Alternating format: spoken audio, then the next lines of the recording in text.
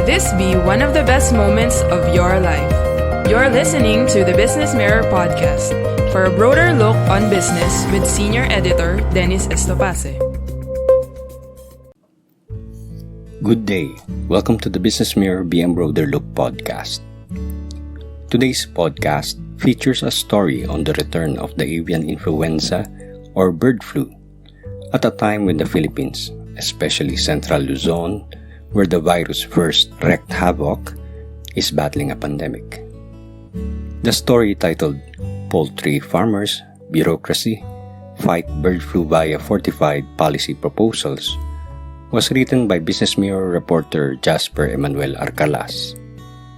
The story was published in the Broader Look section of the Business Mirror newspaper on August 13, 2020. For the full text version online, please go to www.businessmirror.com.ph and search for Broader Look. For the print version, please read the Business Mirror newspaper. Let's get on with the story. It was the best of times for egg farmers. A damn good year, one even said, not realizing idioms mirror life. Never count your eggs before they're hatched.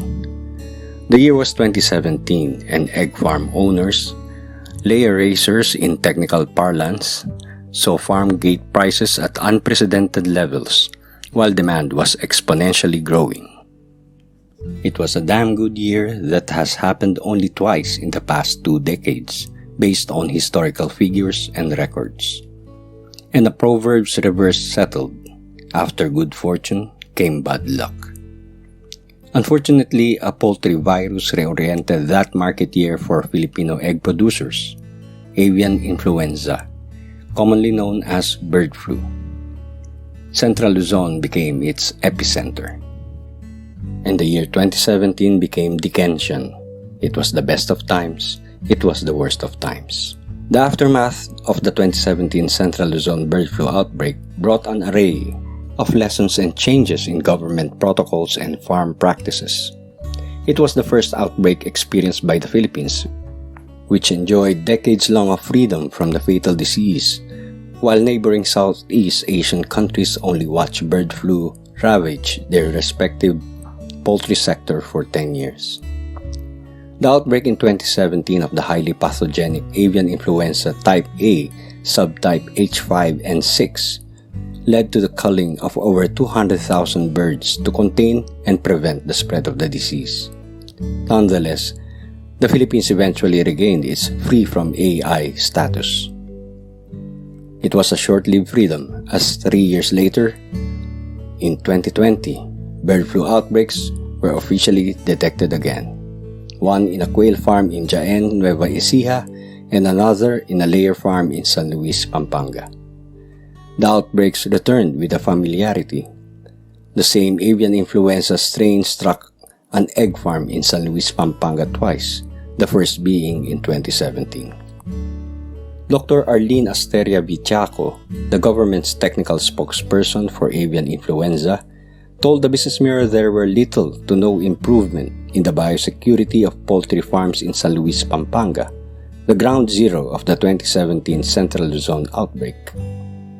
It did not come as a surprise to Vichaco that the main reason for such, despite the farmers' experience of bird flu's potential economic damage 3 years ago, was financial cost. Vichaco emphasized that having strong biosecurity measures is key in preventing an outbreak of avian influenza. She reminds poultry farmers to follow what is stipulated under the government's Code of Good Animal Husbandry Practices. Based on the government's initial investigation, the cause of the avian influenza outbreak in the egg farm was the presence of migratory birds. Migratory birds have been considered to be a carrier of the virus. Such was also the case during the 2017 outbreak. Ducks were also identified as possible carriers of the virus in the area, especially if they were in contact with migratory birds that had the virus, according to Vichaco. However, industry sources note that one possible reason why the layer farm got hit by bird flu was man-made. They suspect that a farm worker who worked in the layer farm was also working in a nearby duck farm. According to the government's Avian Influenza Protection Program Manual of Procedures, bird flu could be transmitted to other birds due to contaminated feeds, water, cages, equipment, vehicles, and clothing. Persons familiar with the matter told the Business Mirror it could have been possible that the farm worker was the carrier of the virus. The farm worker may have been in contact with the virus while working at the duck farm and entered the layer farm without any form of sanitation or disinfection.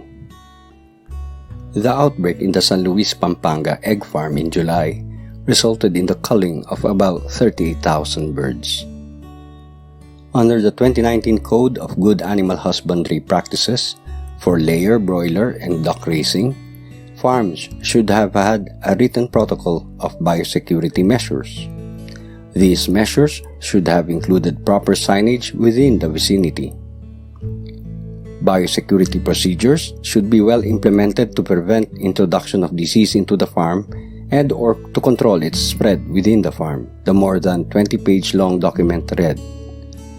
An example of this biosecurity procedure, as provided by the code, is that the cages of poultry in houses and or buildings should be protected with a net or mesh to prevent the entry of migratory birds. The documents also stipulated that free-range chickens and ducks should be put in cages when there are cases of avian influenza outbreaks to prevent them commingling with migratory species. Gregorio Sandiego, a longtime poultry and layer industry leader, recognizes that biosecurity measures are indeed a farm owner's responsibility. However, Sandiego said government interventions are needed in areas that had been struck by bird flu before. Sandiego cited as example that the government could have closely monitored the repopulation of fowls and farm practices in San Luis, Pampanga to avert the resurgence of outbreaks. Sandiego said that is the failure of the Bureau of Animal and Industry. He is asking why the BAI re-allowed repopulation of farms in the areas already hit by bird flu despite no improvements in biosecurity. Sandiego said the government should have closely monitored those areas. Sandiego, chairman of the Philippine Egg Board Association and United Broiler Raisers Association, told the Business Mirror that is not anymore a business decision. That is already a security risk, because bird flu and other animal diseases for that matter are a national threat.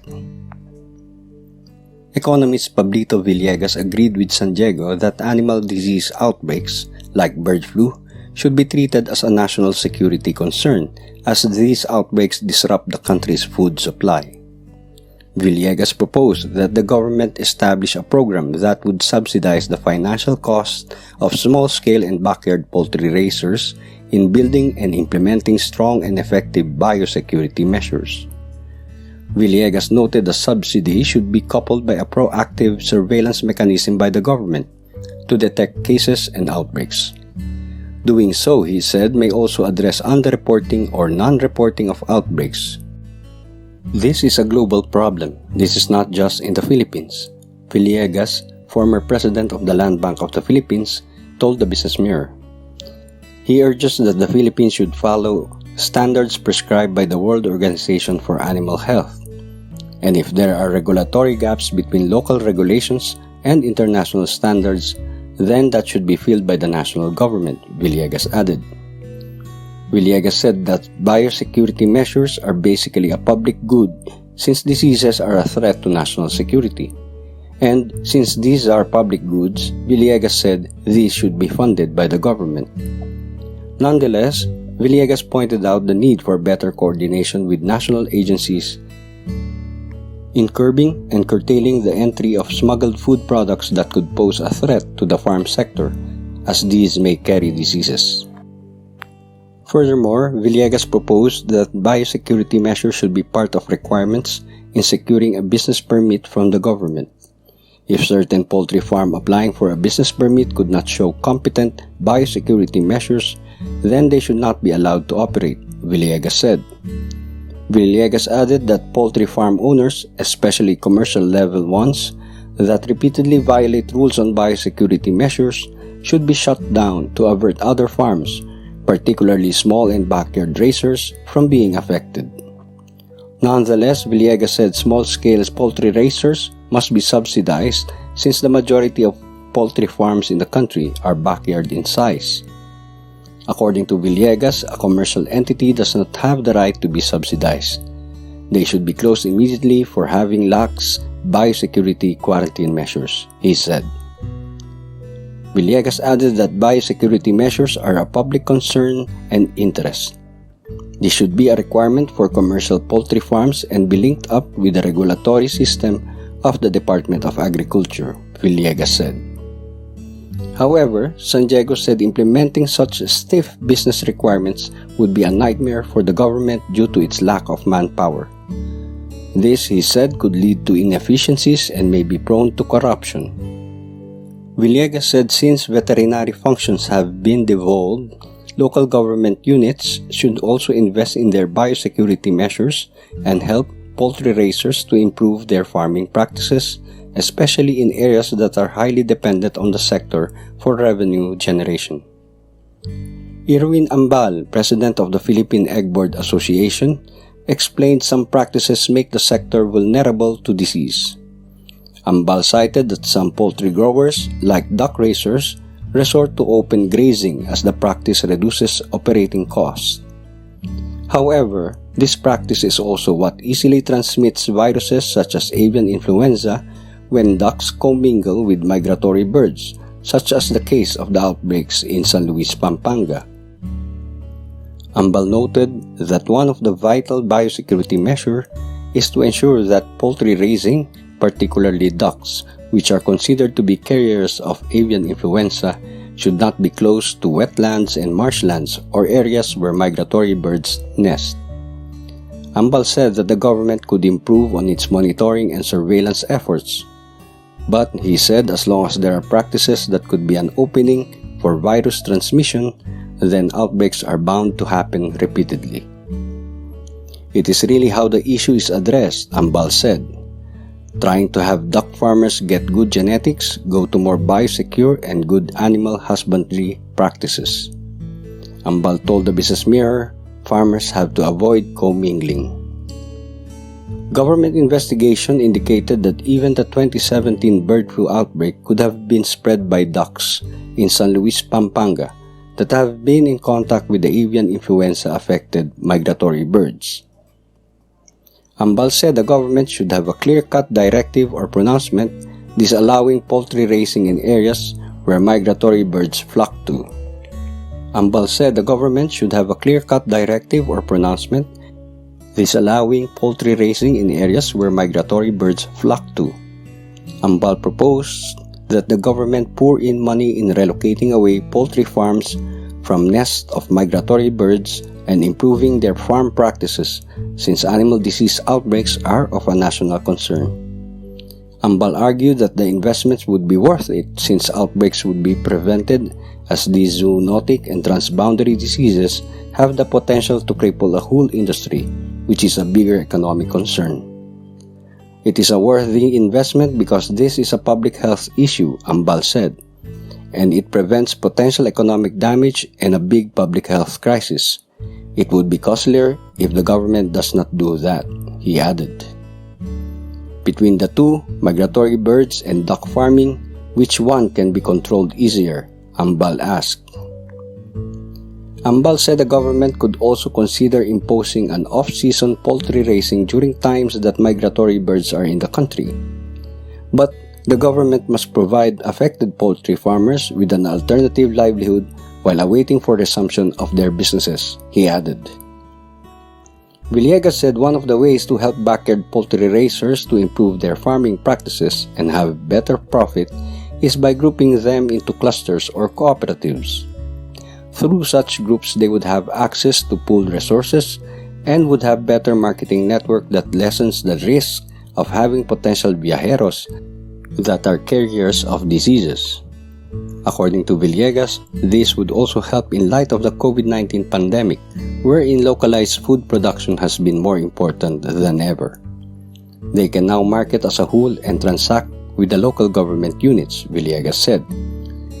According to Villegas, they don't have to transport for very long at the risk of contracting diseases.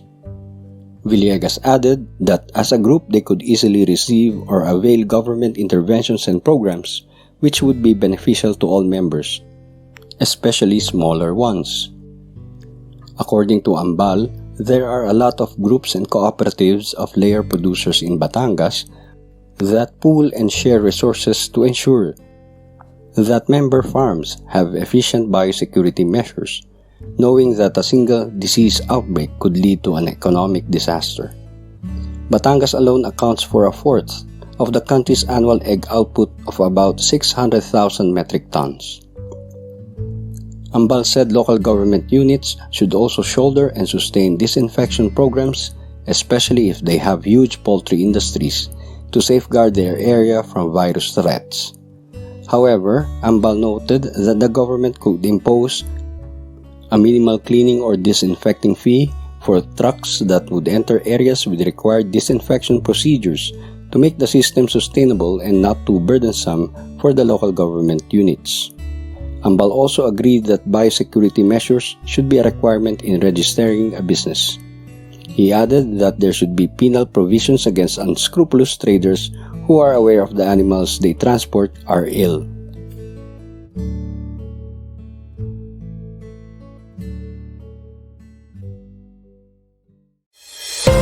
Thank you for listening to the Business Mirror podcast.